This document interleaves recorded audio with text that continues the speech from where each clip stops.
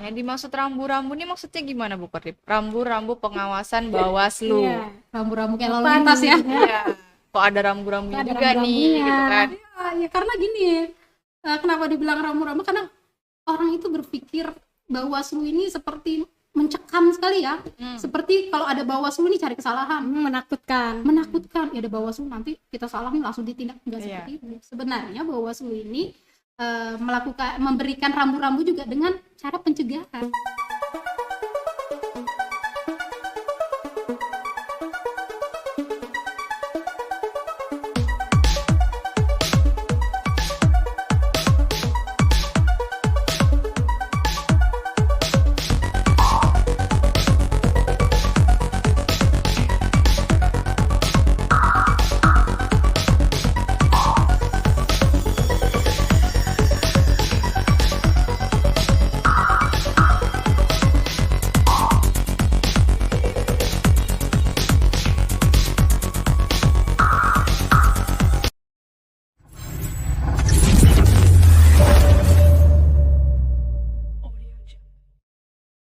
Hai sahabat Bawaslu, selamat datang di podcast POV, Point of View.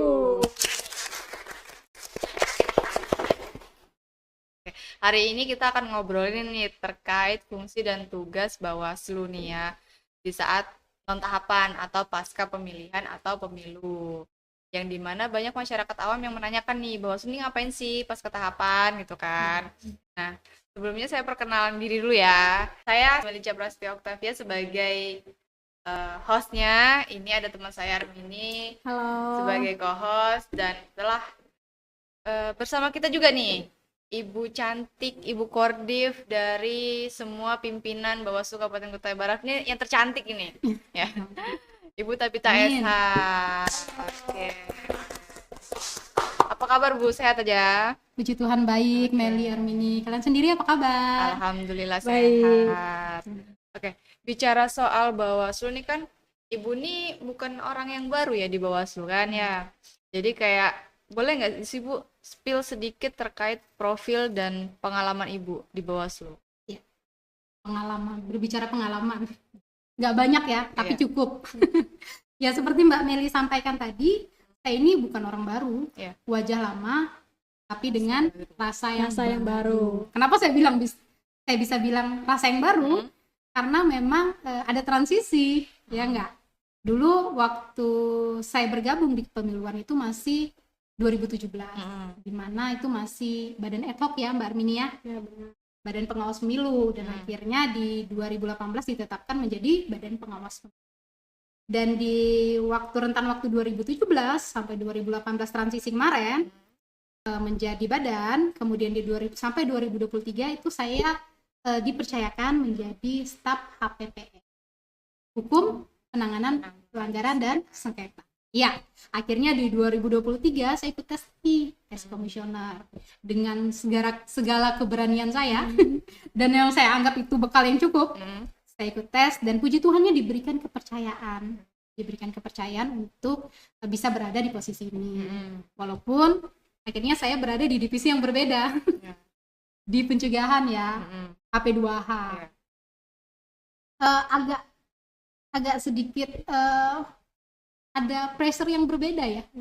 Kalau kita berbicara soal staff, ya saya tadi berbicara soal saya berangkat dengan keberanian yang luar biasa. Karena saya merasa, saya udah paham nih dan lain-lain. Ternyata saat saya menjadi staff dengan waktu saya menjadi komisioner pimpinan Bawaslu, itu punya pressure yang berbeda. Akhirnya saya, ternyata seperti ini. Saya mulai dari nol. Karena kalau HPPS kan ya saya udah jalanin hampir 7 tahun ya Mbak Armini ya, dari Kurang lebih. ya dari 2017 ya. Teknisnya nih. Ya, itu udah secara teknis karena kita start berbicara teknis kan, itu udah sampai 2023 saya sudah merasa jumawa nih, bisa nih. Ternyata waktu saya jadi pimpinan, saya mulai lagi dari nol dan saya belajar terus. Akhirnya puji Tuhannya 3 tahun ini berjalan dengan lancar.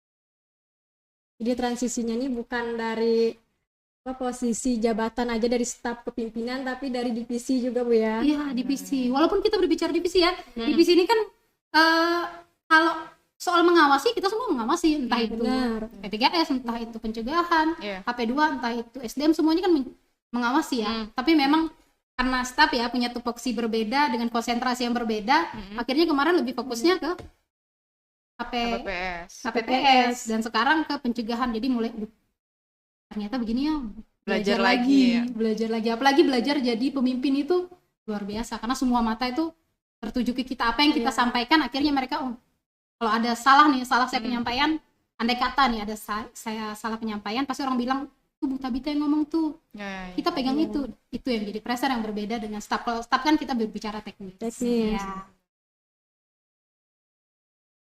Bawaslu ini kan, lembaga Bawaslu ini kan sudah berdiri hampir 8 tahun nih Bu ya. Iya.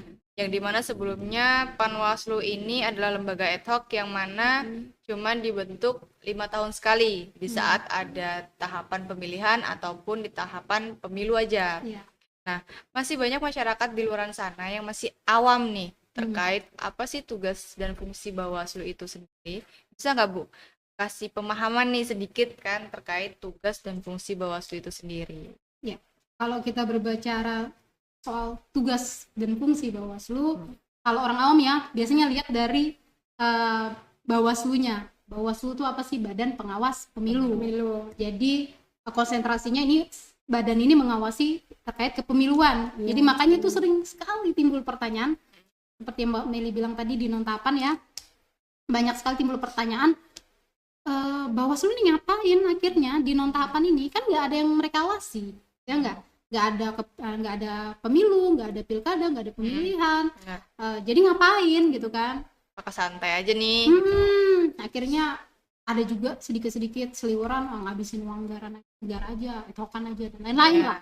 Itu kan akhirnya isu-isu timbul karena mereka menganggap badan pengawas pemilu, badan mengawasi pemilu. Udahlah esensi dari kata badan pengawas pemilu itu bukan sesempit itu gitu, bukan tentang mengawasi tahapan pemilu aja, enggak, tapi kita ada tahapan pra pemilunya. Tahapan pra pemilunya apa sih? Edukasi, pendidikan politik gitu loh, pendidikan demokrasi lah bisa katakan ya, pendidikan demokrasi di mana kita memberikan edukasi itu kepada masyarakat, entah itu pemilih pemula, entah itu masyarakat kan, masyarakat luas yang nantinya tidak akan memakan waktu kita waktu di tahapan. Jadi kita udah kasih edukasi tentang apa sih yang dilarang, apa sih yang tidak boleh gitu kan. Kalau kalian tidak terdaftar DPT, apa sih yang harus kalian lakukan gitu kan, menjaga hak pilihnya mereka juga, biar mereka tahu juga kalau nanti apa-apa saja rambu-rambu yang boleh dan tidak dilakukan di saat tahapan. Jadi nggak terlalu banyak PR kita saat masuk tahapan, ya udah kita sambil memberikan edukasi, tapi tidak sebanyak waktu kita pra tahapan ya. Kita memberikan beberapa edukasi, tapi lebih pengawasan itu lebih fokus ke penyelenggara lainnya seperti teknis, seperti mengawasi netralitas ASN dan lain-lainnya. Berarti di pratahapan ini tentang pencegahannya dulu. Iya. Tapi menurut Bu Kordip nih, gimana, adakah perbedaan pandangan masyarakat terhadap lembaga kita Bawaslu dari masih menjadi panwas, dari masih ad hoc sampai sudah menjadi badan? Pertanyaannya luar biasa bagus Mbak Mini. Kenapa saya bilang pertanyaan yang sangat bagus? Karena memang ada pandangan yang signifikan sekali. Perbedaan yang sangat jauh lah ya. Kalau kita flashback ke awal yang saya sampaikan tadi, saya kan di Bawaslu ini bukan baru ya, dari 2017. Mbak Armini juga sebenarnya seangkatan sama saya. Cuman ya lebih junior secara umur ya. Masih muda lah gitu. Jadi di 2017 waktu kita jadi panwas ya Mbak Armini ya, masih banyak orang yang belum mengenal apa sih fungsinya panitia pengawas pemilu. Bahkan hampir tidak dianggap. Kita bahkan punya beberapa pengalaman ya Mbak Armini tentang Bawaslu tuh panwas itu waktu panwas ya. Panitia pengawas pemilu tuh nggak dilihat gitu, mereka taunya penyelenggara pemilu itu cuma KPU. KPU dan jajaran. Dan jajaran kan, akhirnya kita nggak terlihat. Nah, setelah menjadi Bawaslu ya, itu juga tidak lepas daripada pimpinan di periode pertama. Itu ada Ibu Risma Dewi sebagai ketua, ada Pak Laurentius yang sekarang jadi ketua ya, incumbent. Yang ketiga ada Pak Muhtar, di mana mereka ternyata berhasil membuat Bawaslu ini akhirnya terlihat gitu. Nah, akhirnya punya juga triggernya, punya tariknya gitu. Nah, akhirnya orang lihat, oh iya ternyata ini Bawaslu ya, dari penanganan pelanggaran yang kita sudah lakukan Iya. di yang waktu Bawaslu, transisi Bawaslu itu akhirnya membuka mata masyarakat, oh ini tuh kerjanya Bawaslu, oh ini loh Iya. ternyata yang tidak boleh dan boleh, oh ternyata kita bisa melakukan ini dan tidak. Itu nggak terlepas daripada tangan-tangan komisioner yang lama juga. Jadi saya kasih apresiasi sekali, dan hari ini saya meneruskan, mudah-mudahan ini Bawaslu semakin lama semakin baik. Iya. Ya, tadi kan Bu Kordip ini berbicara terkait edukasi dan sosialisasi nih ya, Iya. ataupun rambu-rambu nih. Nah, yang dimaksud rambu-rambu ini maksudnya gimana Bu Kordip? Rambu-rambu pengawasan Bawaslu. Iya. Rambu-rambu kayak lalu Apa lintas nih? ya. Iya. Kok ada rambu-rambunya Ada juga nih, rambu-rambunya. gitu kan? Ya karena gini, kenapa dibilang rambu-rambu, karena orang itu berpikir Bawaslu ini seperti mencekam sekali ya, seperti kalau ada Bawaslu nih cari kesalahan, menakutkan. ya ada Bawaslu nanti kita salah nih langsung ditindak, enggak Iya. seperti itu. Sebenarnya Bawaslu ini memberikan rambu-rambu juga dengan cara pencegahan, ya enggak sih? Iya. Kita cegah dulu, misalnya nih terjadi sesuatu yang tidak sesuai, kita contoh nih ya, misalnya ada teknis nih yang KPU lakukan, bukan, mereka misalnya nggak sengaja nih Kesalahan teknis. kesalahan teknis, nah kita ingatin, entah itu biasanya kita keluarkan tiap tahapan tuh ada himbauan ya. Pokoknya. Kalau himbauan itu sudah kita keluarkan lalu ada sedikit miss, namanya manusia ya, Iya. manusia bos, bukan bukan Tuhan. Jadi akhirnya mereka miss, kita bisa keluarkan saran perbaikan. Nah kalau itu pun mereka tidak tanggapi, berarti itu udah kesengajaan kan. Nah itu baru kita masukin tindak. Nah rambu-rambu itu juga yang kita lakukan kepada masyarakat. Jadi kita berikan pendidikan demokrasi, kita berikan himbauan kepada instansi-instansi terkait agar mereka tahu, oh ternyata ini yang nggak boleh ya. Kalau kita masih lakukan lagi, oh berarti kenanya ini ya. Itu loh Ada rambu-rambunya. tindakannya lah ya. Jadi sebenarnya Bawaslu ini gini loh, bukan mencari kesalahan, tapi mencegah kesalahan. Iya, mencegah kesalahan itu terjadi. Tapi kalau masih diterobos juga ya dilakukan Ya, ada penindakan. resikonya lah ya. Ada resiko. Iya. Sudah kita membahas terkait fungsi dan tugas Bawaslu nih Bu ya. Program strategisnya di non tahapan nih Bu, untuk menuju tahapan pemilu dan pemilihan selanjutnya di Bawaslu nih. Kan banyak tuh pekerjaan Bawaslu kan yang sudah dikerjain nih. Nah, lebih fokusnya program strategisnya itu apa Bu? Kalau program strategis Bawaslu ya, khususnya di HP2H kami, ini memang salah satunya nih podcast yang kita hadirkan ke masyarakat untuk semua unsur masyarakat tuh bisa lihat gitu loh. Kita menjangkau seluruh masyarakat. Nah ini makanya kita lakukan podcast ini, memberitahukan terkait apa sih yang dikerjakan Bawaslu secara luas nih dan secara ringan. Nah selain itu juga kita rencananya ini akan melakukan pendidikan demokrasi ke pemilih pemula. Kalau kita berbicara pemilih pemula ini kan anak-anak yang kelas 1, kelas 2, kelas 3 ini di SMA, ya SMA nih, SMA kelas 1, kelas 2, kelas 3 ini kan di tahapan selanjutnya di 2029 ya. Iya. 2029 ini kan udah jadi pemilih pemula semua. Pemula. Jadi itu diberikan pendidikan demokrasi. Rencananya kita akan datang ke Dinas Pendidikan untuk melakukan koordinasi sehingga nanti bisa, entah itu kita diberikan ruang apa ya, entah itu mengisi upacara atau mengisi kegiatan sekolah ataupun mata pelajaran gitu. Selain edukasi, sosialisasi, menjalin kerjasama sama stakeholder nih ya Bu ya, instansi-instansi itu udah dilakukan semua Bu? Ya, Atau ada kendala nih? ya Mbak Meli. Jadi gini, sebenarnya sudah kita lakukan.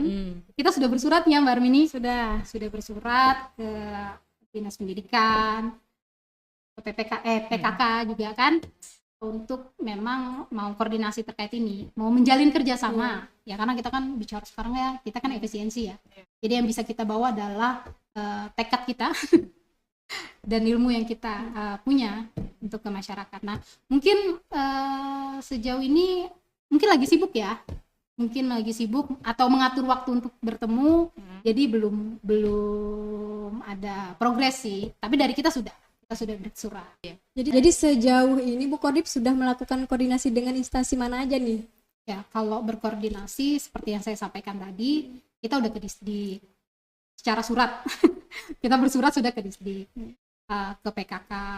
Tapi kalau koordinasi secara langsung kita udah lakukan juga terkait PDPB ya. Sejauh ini kita udah berkoordinasi ke KPU, kita udah ke Disdukcapil, kita udah ke TNI untuk purnawirawan ya. Ini kita berbicara koordinasi terkait PDPB, pemutahiran data pemilih berkelanjutan. Nah, sejauh ini sih koordinasinya berjalan dengan lancar, sambutannya juga udah baik, karena kita komunikasi juga udah bagus. Mungkin ada beberapa instansi yang masih sibuk nih, mungkin menyusul lah nantinya untuk kita bisa berkoordinasi. Tapi untuk bersurat, kita udah bersurat ke Disdukcapil. Dari banyaknya nih sudah dikasih pemahaman kan terkait fungsi Bawaslu, tugasnya Bawaslu, banyaknya kerjaan Bawaslu ini sudah banyak loh kan ngerjain kayak sosialisasi, terus kita juga podcast ini kan buat sosialisasi juga nih buat kaum Gen Z ya, kan. Habis itu ya kita di segmen yang sangat-sangat bikin kita geleng kepala lah Bu Kordip ya. Kita baca komenan dari para netizen nih Bu. Udah panas ini ya. Ya, lumayan lah. Oke, ada satu komentar nih Bu ya. Kita akan menanggapi nih. Saya bacain Bu ya. Enak ya Bawaslu kerjanya cuma jalan-jalan. Wow. Emang enak nih jalan-jalan, enak gitu kan. Gimana komentarnya nih Bu, nanggepin kayak gini? Ya, emang jalan. Ya enggak? Emang kalau kita ngawasin nggak jalan mau ngapain? Ya emang jalan. Ya Bawaslu kerjanya jalan-jalan. Iya. Kalau di dalam kantor apa namanya? Pencermatan. Karena kita nih badan pengawas pemilu yang melekat, pengawasannya melekat. Jadi 80% dari kerjaan kita tuh jalan. 20%-nya pencermatan. Ya enggak? Iya, benar enggak sih? Benar. Kalau jalan-jalan ya iyalah. Sekarang kita sosialisasi, kita keluar, kita jalan. Kita memberikan pendidikan politik, kita jalan. Ya enggak? Kecuali podcast ini kita di tempat. Benar. Cuma kalau kita mengawasi tahapan juga kita jalan. Jadi memang saya nggak bisa bilang itu salah, benar. Iya. Memang jalan, kerjaannya jalan. Ya tapi jalannya itu memang sesuai dengan tupoksi tugas fungsi Bawaslu. Jadi nggak cuma jalan-jalan doang. Jalannya Cuma tuh jalan-jalan doang. ya, jalannya tuh ada beban sebenarnya. Iya, tanggung jawabnya. Iya. Kan kalau gini ya, kalau selama ini orang mikirnya ya enak banget nih jalan terus. Mungkin ya saya tafsirkan tentang komen itu mungkin jalan-jalan keluar kota kali ya. Iya. Iya. Karena ada pengalaman nih Bu, saya ditanyain, enak ya kerja di Bawaslu cuman jalan-jalan doang. Saya tanggepinnya, iya emang enak gitu. Karena ya ada enaknya, ada nggak enaknya juga kan. Namanya kita tuh kadang jalan nih, terus kita jalan diundang provinsi ataupun RI, kita nih sebenarnya jalan nih bawa tanggung jawab loh. Kita datang nih di BIMTEK dari RI, dari provinsi kan. Iya benar. Itu kan tanggung jawab juga kita baliknya. Iya benar. Gitu kan Bu? Karena gini, kerjaan kita ini Mbak Meli, Armini, kerjaan kita ini kan bersentuhan dengan orang lain. Bersentuhan dengan masa depan orang, masa depan bangsa, masa depan daerah kita. Iya, benar itu. Salah sedikit saja, miss sedikit saja yang kita lakukan, walaupun missnya itu nggak disengaja, kesalahan sedikit yang kita lakukan, itu dampaknya luar biasa. Jadi Bawaslu nggak pernah main-main tentang itu. Iya. Jadi setiap kita keluar, kayak hari ini kita melakukan pengawasan di dalam daerah, kita keluar ke provinsi, ada tanggung jawab nih yang kita bawa ke sana untuk kita laporkan. Habis itu kenapa juga harus ke RI sih? Ngapain sih ke RI? Ngapain tidur di hotel dan lain-lain gitu kan? Biasanya pertanyaannya seperti itu ya. Ngapain juga sih tidur di hotel dan lain-lain? Kan bisa tuh ke kantor Bawaslu RI-nya aja. Kenapa gitu kan? Terus gini loh, dengan banyaknya kita di Bawaslu ini mau ditampung di Bawaslu RI, tidur di mana dia? Kan enggak. Memang kita nih apalagi dari jauh, dari kayak kita Kalimantan, dari Papua, ya kan? Daerah-daerah timur, itu kan jauh. Datang ke sana kan butuh istirahat. Kalau sudah tubuh kita lelah lalu kita dipaksa kerja, itu kan pikiran udah nggak bisa lurus lagi kan, udah capek pikiran, akhirnya tergesa-gesa dan lain-lain, akhirnya fatal karena kita bekerja ini berhadapan dengan nasib-nasib orang, bukan nasib orang juga, nasib negara kita, nasib daerah kita, itu juga kan. Jadi kita perlu tempat yang nyaman, kita istirahat, lalu kita berkumpul. Kenapa juga harus berkumpul di hotel? Ya iyalah, Karena kan gini loh, kayak studi banding. Tahu nggak sih? Beda dengan kita Zoom, kita ngomong sama orang, kita telepon, dengan kita bondingnya secara bertemu. Misalnya saya dari Kalimantan, saya ketemu dengan orang Jawa Timur, Kabupaten Jawa Timur. Akhirnya bertukar, oh ini begini ya, begini. Itu pengalaman yang nggak ada di Kutai Barat nih ada di Jawa nih. Hubungan gitu itu kan. yang akhirnya mempererat Bawaslu menjadi keluarga besar Bawaslu. Iya. Nah, dan di situ juga bukan cuman main-main hahaha. Mungkin ada beberapa orang yang post ya, post jalan-jalan. Sebenarnya tau nggak, itu kita jalan itu pulang. Jadi misalnya sudah kegiatan nih dari pagi sampai malam, besoknya kita mau pulang. Nah di pulang ini kita sempetin untuk foto. Namanya kita manusia ya, kita kan pengen lah. Ya curi-curi waktu buat diri kita sendiri. Akhirnya kita foto nih dan akhir post, dan nggak masalah orang mempertanyakan soal itu dan perlu kita jelaskan juga. Karena kalau orang tanya, Mbak Mary, menurut saya orang peduli dengan kita. Berarti kita dilihat. Kalau orang nggak tanya, orang nggak tahu, ya udah kita dianggap nggak ada. Selama orang masih pertanyakan ya bersyukur sih, berarti Bawaslu masih ada di highlightnya orang-orang gitu kan. Dan akhirnya orang tuh tahu Bawaslu. Dan tugas kita juga untuk menjelaskan. Jadi nggak apa-apa kalau kritik, saran dan lain-lain itu masuk ke Bawaslu, nggak apa-apa. Sebagai orang awam juga kita akan seperti itu. Benar. Dan tugas kita untuk mengedukasi, beritahukan secara luas. Oke. Penghujung podcast nih ya, mungkin ada nih closing statement yang akan sampaikan terkait kayak yang sudah kita bahas tadi tuh. Ya, untuk closing statementnya, harapannya dengan adanya podcast ini bisa merawat kembali ingatan masyarakat tentang Bawaslu dan juga tentang kepemiluan. Juga mengajak seluruh masyarakat untuk turut serta berpartisipasi dalam pengawasan pemilu dan pemilihan. Ini itu aja Mbak. Oke, sampai di sini dulu podcast kita kali ini. Sampai jumpa di podcast selanjutnya.